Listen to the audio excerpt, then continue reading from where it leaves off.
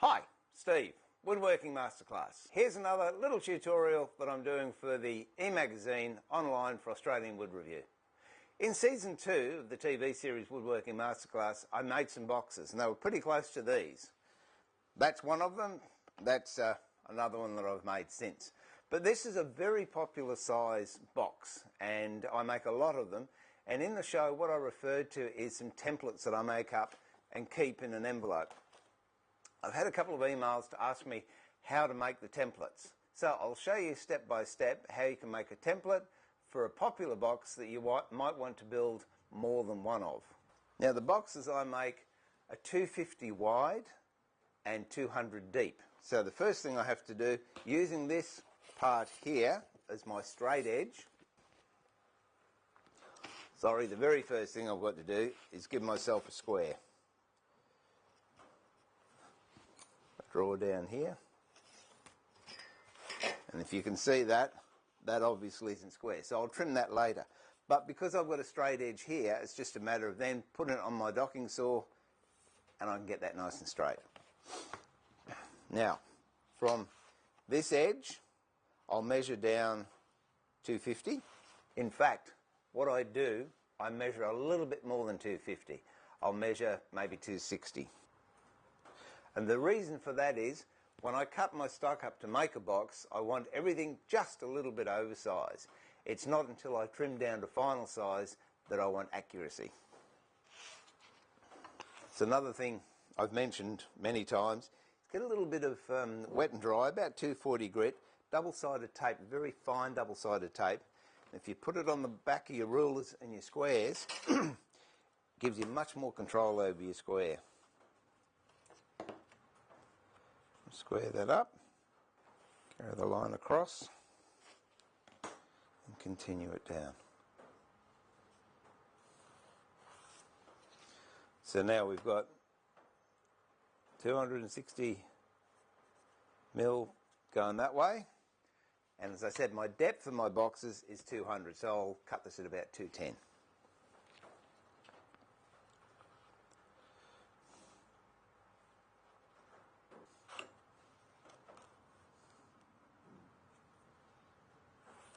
That's the initial drawing up. Now what I'll do is cut that out as a square panel or rectangular panel.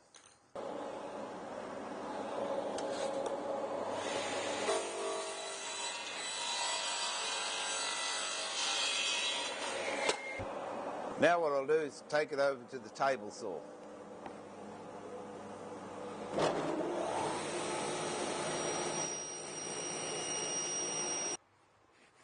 Alright, that's cut up. That's a bit of scrap with a bit of plywood. We'll deal with that later. And that's an oversized shape of all that I need to build the boxes. Now we start marking it out. Now the depth of the box is, I've got to do them about 90 mil. But here's something you've got to think about. How are you going to cut your box lid off? Because you're going to lose a bit of height depending on what saw you use. If you use a Japanese saw and you're going to do it by hand, you're going to lose very, very little. I think it's about 0.7 or 0.8 of a mil. But if you're going to do it on a bandsaw, you could lose a mil.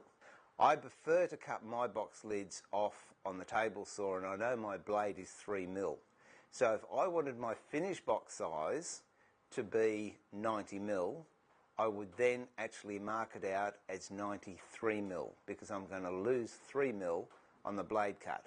In this particular case, I know I cut them at 90 mil, and when I've cut them down I end up at 87 mil. So that's something worth thinking about, especially if you're making a box with a tray in it and you have to work out precise measurements.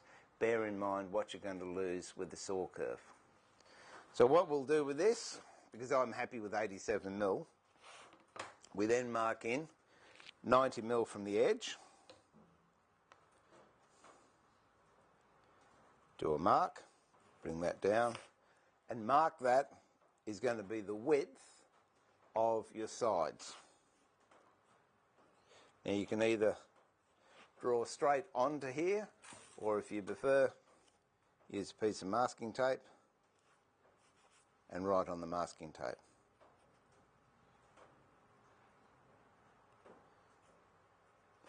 And that's your cut line there. So we'll mark that one in a minute. Then docking to length, what length do you want? If you remember, I actually cut these oversize. So I want this to be 250. There's my 250 mark there. And again, I'll put a mark. And that's what I've done. That's the actual length of the front and the back. Now the depth of the box, which I keep at 200, I don't mark that on here because that depth for the sides, the length of the sides will actually vary depending how thick material is for the front and the back. And depends what style of construction you're using, whether you're using a mitered joint or a lap joint or finger joints or dovetails. So that's something that you have to work out yourself. But here's the basic set out so you can get started on a box that's going to be the same if you make it now or if you make it in 10 years. These measurements are going to hold. So what I'll do, go over to the saw, just mark out or do saw cuts on these. And now it's important when you do the saw cuts for your lengths and widths that you use the same saw and the same saw blade you intend to use with your box making down the track. So if you're going to use a bandsaw, whatever bandsaw blade it is, if it's a 6 TPI 10mm, fine, use that to cut out on your storyboard. If you're using a table saw and you're using a 2mm blade, use that blade to sort out the cuts on the storyboard. If it's a 3mm blade, use that, but you have to be consistent so everything's going to be the same. So first of all, what I've got to do is move the fence into that cut. This is for when I'm rip sawing the front, the back and the sides. And because I want 90mm, because I want the 90mm width, what I have to do is line the saw up so the inside of the saw blade lines up with this cut here. Now I've lined the inside cutting edge of the inside cutting edge blade to the outside of the cut mark that I want. That way, that will give me a true measurement there. Pull the safety guard down. And with this, I only have to go in about 1 inch. Dust extractor on. Fingers clear. Turn on blade.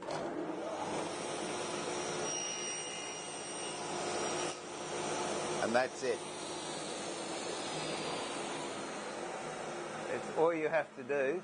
Now that measurement from here to here is going to be 90mm.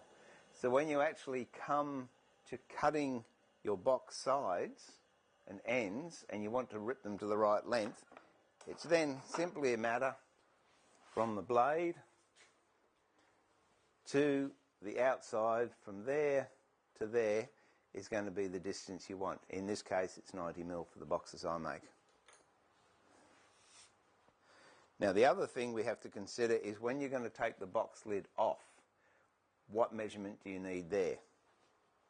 Again, what I would do on the opposite side of this, if this is going to be the width, I will mark where I want my box lids to come off, is just measure 60mm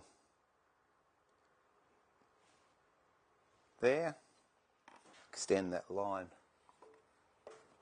up just a little bit,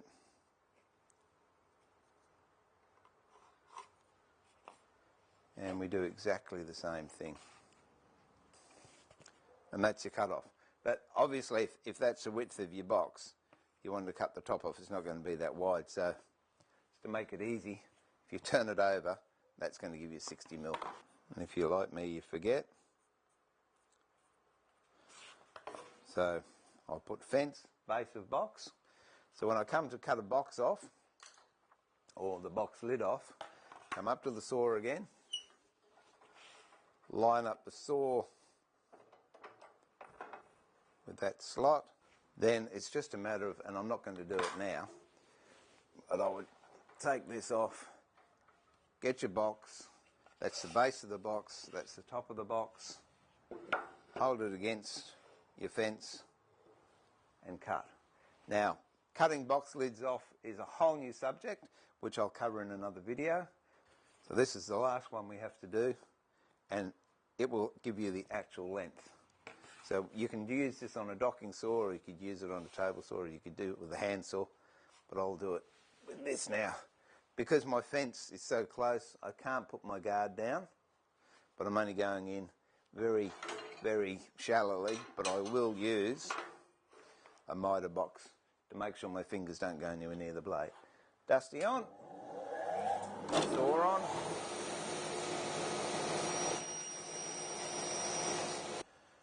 That's it. So when I come to actually dock the lengths from my rough sawn sides, it's simply a question of, to line up with that, the blade then lines up with that slot there.